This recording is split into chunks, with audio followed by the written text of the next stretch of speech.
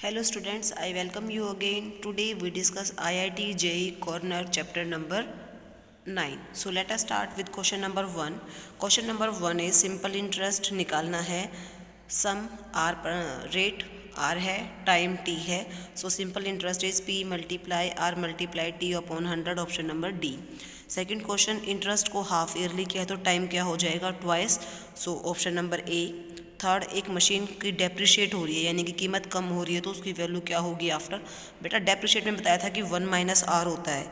So option number A आएगा.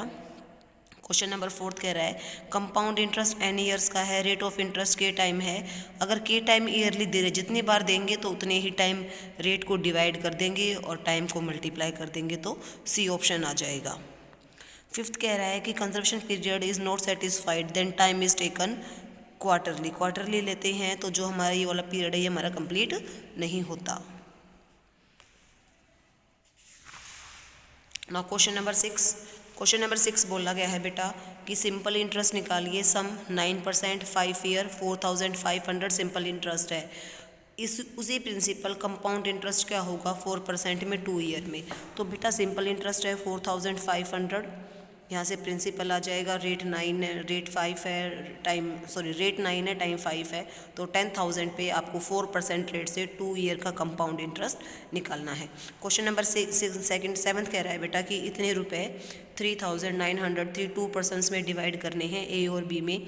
ए ने 7 years के बाद इंटरेस्ट जो है शेयर होगा, जो 7 का ए का 7 ईयर के बाद, बी का 9 ईयर के बाद, दोनों का इक्वल होगा और दोनों का रेट ऑफ इंटरेस्ट 4% है. तो हमने निकाल लिया अमाउंट फॉर ए का निकालेंगे principal into 1 plus 4/100 to the power 7.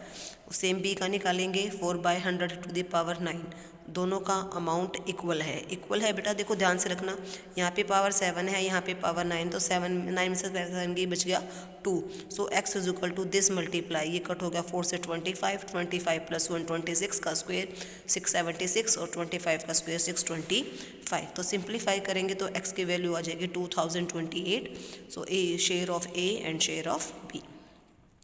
Second question very easy कह रहा है कि ये कंपाउंड इंटरेस्ट 6 ईयर्स के लिए है, ये कंपाउंड इंटरेस्ट अमाउंट 5 ईयर्स के लिए, तो रेट ऑफ इंटरेस्ट क्या होगा हमने पहले भी निकाल रखा है. क्वेश्चन नंबर 9 है कि एक सम को कंपाउंड इंटरेस्ट में एनुअली पे किया गया है 2 ईयर्स के अंदर कॉन्टिन्यूस, मतलब 2 साल है. फर्स्ट ईयर का हमने सपोज कर लिया कि 225 है, सेकंड में ये है, तो दोनों का डिफरेंस हो गया 11.25. 11.25 इंटरेस्ट है 425 के लिए 1 ईयर में. तो यहाँ से रेट आ जाएगा, रेट आ गया और आपके पास सिंपल इंटरेस्ट है, प्रिंसिपल ये है, आपका प्रिंसिपल आ जाएगा क्योंकि जो 1 ईयर का हम निकालते हैं कंपाउंड इंटरेस्ट और सिंपल इंटरेस्ट दोनों सेम आते हैं. क्वेश्चन नंबर 10 कह रहा है कि इस रुपीज़ को 2540 को हमने 2 इक्वल पार्ट्स में डिवाइड किया है कि इंटरेस्ट 1%, फर्स्ट पोर्शन का 12% की रेट से, सेकंड का 12.5% की रेट से, दोनों का सम 312.42 है. तो यहाँ से हमने सिंपल इंटरेस्ट निकाला 12% रेट पर, यहाँ पे सिंपल इंटरेस्ट निकाला 12.5 है, मिक्स में इम्प्रॉपर में करेंगे तो 25/2, दोनों का सम 312.42. सिंप्लीफाई करेंगे तो आपकी एक्स की वैल्यू आ जाएगी 1016 और सेकंड का आ जाएगा 1524. क्वेश्चन नंबर 11 पैराग्राफ टाइप आपको फार्मूलाज गिवन है. क्वेश्चन नंबर 11 में बोला है कि कोई भी पैसा अपने आप का डबल हो जाएगा 16 ईयर्स में, यानी कि अमाउंट 2p है तो सिंपल इंटरेस्ट क्या होगा बेटा p. तो यहाँ से हम रेट ऑफ इंटरेस्ट निकाल सकते हैं, टाइम 16 है. 12th क्वेश्चन में बोला है कि 10,000 रुपीज़ हमने 4 पार्ट्स में उधार दिए हैं. फर्स्ट पार्ट 2,000 8% पर, सेकंड पार्ट 4,000 15% पर, थर्ड पार्ट यहाँ पे 7.5 लिख रखा है बेटा, बट ये बनेगा 17.5. ठीक है, इसको सिंप्लीफाई सॉल्व करेंगे जब, ध्यान रखना जो 1400 वाला है अगर इसको हम 7/2 लेके चलेंगे तो ये सिंप्लीफाई नहीं होगा क्योंकि 3.5 है, तो ये बनेगा 7/2. 7/2 करेंगे तो सिंप्लीफाई नहीं हो रहा. 17/2 जब आएगा तब ये सिंप्लीफाई हो रहा है, तो ये बन जाएगा 8 1/2. तो जहाँ पे आपकी बुक में ये 3 है आप इसको 8 बना लें. This is 8 1/2%. और ओवरऑल सभी को दिया है उसने 8.13% पर। तो टोटल मनी पे मैंने सिंपल इंटरेस्ट आ गया मेरा 813, 2000 पे सिंपल इंटरेस्ट आ गया, 4000 पे सिंपल इंटरेस्ट आ गया, 1400 पे सिंपल इंटरेस्ट आ गया। इन तीनों से सिंपल इंटरेस्ट मिला है मेरे को 579, क्योंकि मैंने पहले 7 से निकालता तो आंसर मैच नहीं हुआ। टोटल इंटरेस्ट ये है, 3 से मिला तो 4 से मुझे ये इंटरेस्ट मिलेगा। इंटरेस्ट ये है, प्रिंसिपल इन तीनों को माइनस कर देंगे 10,000 में से, ये आ जाएगा तो आर की वैल्यू आपकी 9% आ जाएगी। क्वेश्चन नंबर 25 में बोला है, पहले हमने किया था कि 2 ईयर्स का डिफरेंस है, सिंपल इंटरेस्ट ये है, प्रिंसिपल ये है, दोनों ईयर का रेट का डिफरेंस निकालना है, सिंप्लीफाई कर लेंगे आंसर आ जाएगा।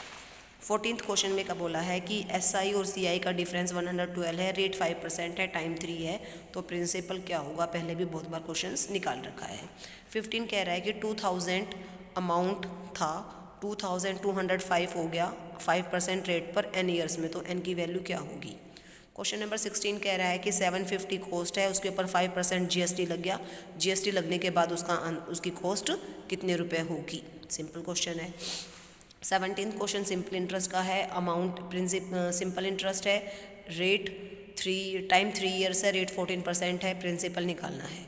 क्वेश्चन नंबर 18 में बोला है कि कोई भी सम अपने आप का 8/5 टाइम्स हो गया है।